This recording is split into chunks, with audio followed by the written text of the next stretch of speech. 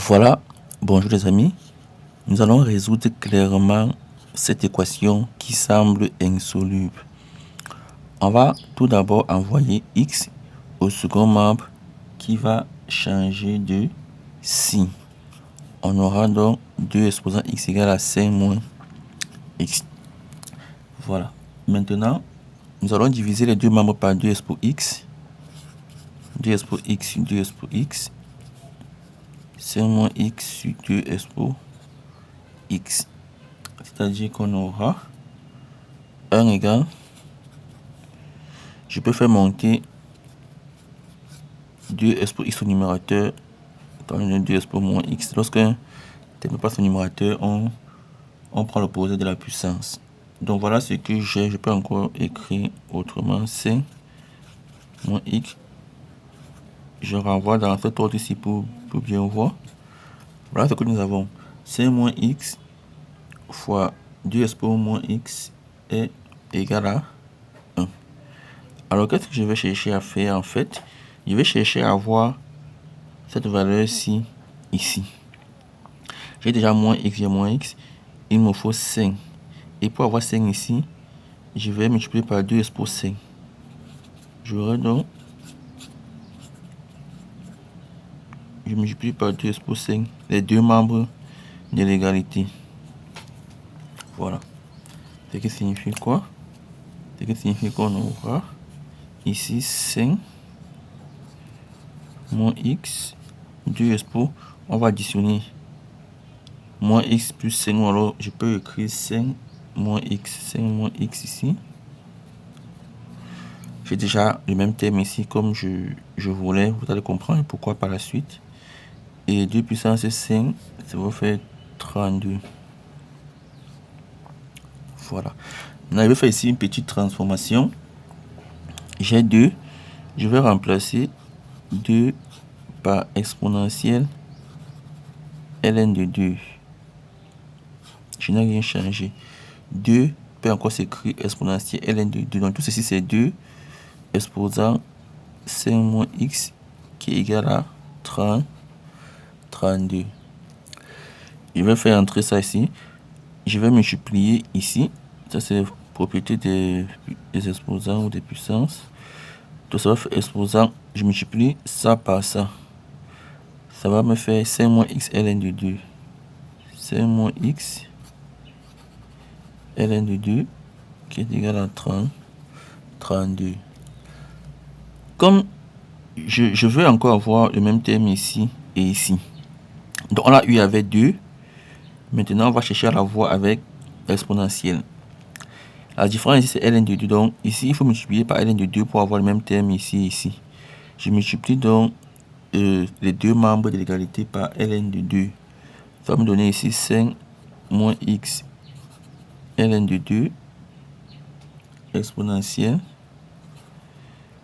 5 moins x ln de 2 égale à 32 ln de 2. Donc j'ai multiplié les deux membres par ln de 2, ln de 2, ln de 2 ici, ln de 2 là. Et j'ai désormais ce que je recherchais. Je voulais avoir le même terme ici et ici.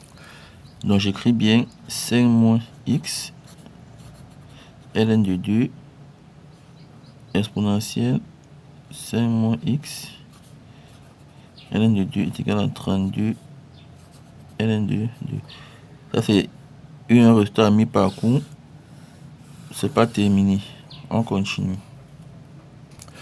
Nous sommes donc partis de notre équation initiale et on a cette équation intermédiaire qu'on va travailler. Qu'est-ce qu'on va faire par la suite? On va définir la fonction f par f de x est égal à x exponentielle de x. Vous comprenez pourquoi on voulait avoir le même terme ici et ici. Et s'il faut traduire cette équation, qu'est-ce que cela va nous donner? On a ici un grand x exponentielle grand x. X exponentielle x c'est f de. Donc ça c'est f2. Ça signifie que f2. Ça c'est f de 5 moins x ln de 2. On est d'accord? Le premier membre, c'est f de ceci. Donc, f de x, c'est x exponentielle de x. Donc, f de ceci, c'est ce terme exponentiel du même terme. Et ceci est égal à 32 ln de 2 long. En tant que fonction f. Alors, on va essayer rapidement de voir à quoi ressemble la fonction. La fonction f, c'est une fonction comme ceci. Alors, on a ici moins 1. On a ici moins 1. Ici, la fonction est d'abord décroissante jusqu'à moins 1. Ici, c'est moins 1 sur e. Elle est décroissante jusqu'ici et après, elle devient croissante. Donc, elle est croissante ici. Ça, c'est juste une allure. Et ici, elle est décroissante. Voilà. Voici à peu près à quoi ressemble notre fonction f. Voici la fonction f. Qu'est-ce qu'on va faire? On va y revenir. Donc ici, on va composer. Bon, avant, oui. On voit que la fonction, bon, cette n'est pas bijective parce qu'elle n'est pas monotone. Mais on peut la restreindre sur un intervalle où elle sera monotone. Parce que je veux appliquer ici f-1. Donc la fonction doit être bijective, c'est-à-dire monotone. Je peux faire la restriction sur l'intervalle moins 1 plus l'infini. Donc je ne prends que cette partie-ci. Donc comme c'est monotone, continu, c'est inversible. Et pour avoir la courbe de l'inverse, on va faire le symétrie par rapport à la première bisectrice que voici. Ça c'est moins 1 sur e moins 1. Donc son symétrique sera ici, à peu près. Je vais choisir le rouge. Et on pourra tracer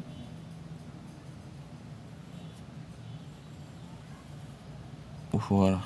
Donc en noir, ça c'est la fonction f. Et en rouge, c'est f-1 qui est la bijection réciproque de f. On dira, on a fait la restriction sur moins 1 plus l'infini pour besoin de monotonie. Donc on peut ne même pas considérer cette partie-ci de la fonction. On considère uniquement à partir d'ici. Si on veut, on prend à partir de 0. Mais bon, on prend à partir d'ici. Voilà la f-1. Donc, f-1 est bien défini. On va l'appliquer à cette égalité.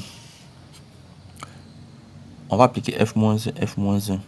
Ça va nous donner quoi? J'appelle f-1 ici. Ça va donc faire f-1, 2. f de 5 moins x ln de 2.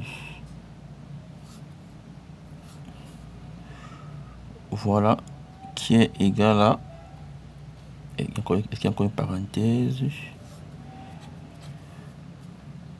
f-1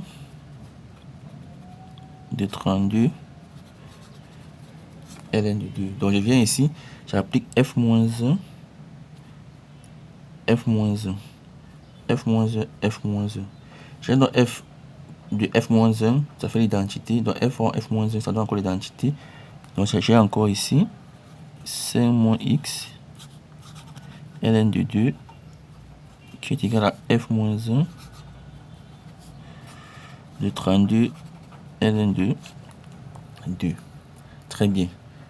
Parvenir à ce niveau, f-1 c'est une fonction connue en mathématiques qui est appelée fonction Lambert. Donc f-1, on l'appelle encore, c'est encore w. C'est une fonction connue qui est une fonction Lambert. Donc c'est une fonction comme la fonction ln, comme la fonction cosinus. Donc vous voyez f-1 que je vais nous comme notre w comme une fonction comme ln. Ln c'est une fonction. On ne peut pas savoir exactement ce que ln est. On ne sait pas exactement qui est ln, mais on sait quand même que voilà son allure par exemple et autres. Cosinus c'est une fonction qu'on ne maîtrise pas au fond, mais on sait que bon, c'est cosinus. On peut avoir des valeurs. Voilà. Exactement comme le cosinus, c'est une fonction dont on peut trouver les valeurs par calcul. Donc avec certaines calculatrices, on peut déterminer w de certaines valeurs. Donc ça signifie quoi en réalité? Ça signifie que 5 moins x ln de 2 égale à w, la fonction d'Alembert, w de 32 ln de 2. Voilà. Donc c'est une fonction dont on peut trouver les valeurs. C'est comme le ln. Avec une calculation, vous avez ln de 2, ln de 3. Vous avez cosinus de je sais pas trop. Donc on a la fonction Lambert. La fonction Lambert, on la connaît. On l'a utilisé. Donc jusqu'ici, il n'y a aucun flou, il n'y a aucun cafouillage, il n'y a aucune embrouille. On va simplement tirer maintenant la valeur de x par des simples calculs. Alors on aura quoi? On aura d'abord 5 moins x. J'envoie d'abord ln de 2 au dénominateur. Ça va faire w de 32 ln de 2 sur ln de 2. C'est-à-dire moins x égale, il fait passer 5. Ça va faire moins 5 plus w de 32 ln de 2 sur ln de 2. Et pour avoir x, j'aurai x égale, je multiplie par moins, ça va faire ici 5 moins w de 32 ln de 2 sur ln de 2. Donc x est égal 5 moins w de ln de 2, on prend 0,693 en multipliant par 32, on obtient 22,176. Ça c'est 32 ln de 2 que j'ai remplacé par sa valeur sur ln de 2, 0,693. Donc voici la valeur de x. Maintenant, il faut trouver qui est w de 22,176. Donc avec notre calculatrice ou alors avec le tableau de valeur, on obtient la valeur w de 22,176. C'est égal à 2,2758 12. Ça c'est w de 22,176 qui est w de 32 ln de 2. Bon, on divise par ça, c'est sur ln de 2 qui est 0,693. En réalité, x égale à 5 moins. Donc ici, j'ai simplement remplacé w de 22,176 par sa valeur. J'ai dit encore, on peut l'utiliser avec une calculatrice ou alors même sur Excel. Vous pouvez faire un tableau de valeurs pour trouver cela. Il y a même des tables comme les tables logarithmiques où vous pouvez avoir cette valeur ici. Et si vous n'êtes pas en devoir, même sur internet, vous pouvez taper W2. Vous allez calculer. Donc voilà ce qu'on a. Il reste juste à faire le calcul et ça nous donne x égale 5 moins. Lorsque je divise ça, j'obtiens 3,284. Ça c'est la valeur de x. Donc en fin de compte, x égale, quand je soustrais, ça va me faire 1,716. Voici la solution de mon équation. Je précise que c'est à quelques décimales près, puisqu'avec les virgules, vous voyez, on prend des valeurs approchées. Ça c'est juste pour qu'on soit assez clair, donc pour qu'on soit transparent. Donc voilà un peu comment résoudre cette équation. Donc dites-moi en commentaire si c'est effectivement clair comme je l'ai estimé, ou bien s'il y a des préoccupations, je reste disposé à vous répondre. Vous pouvez m'écrire, il y a mon contact en commentaire. Vous pouvez me contacter sur WhatsApp ou par mail à ces adresses. Vous pouvez intégrer le club XMath où vous pouvez poser vos problèmes et avoir une réponse dans un délai de 5 minutes. Vous pouvez aussi avoir des cours particuliers en ligne, individuels ou collectifs. Vous pouvez bénéficier d'un coaching où nous allons identifier et résoudre votre problème réel en mathématiques. Vous pouvez bénéficier de nos formations, nos programmes, nos documents, nos produits. Il suffit d'aller dans la description.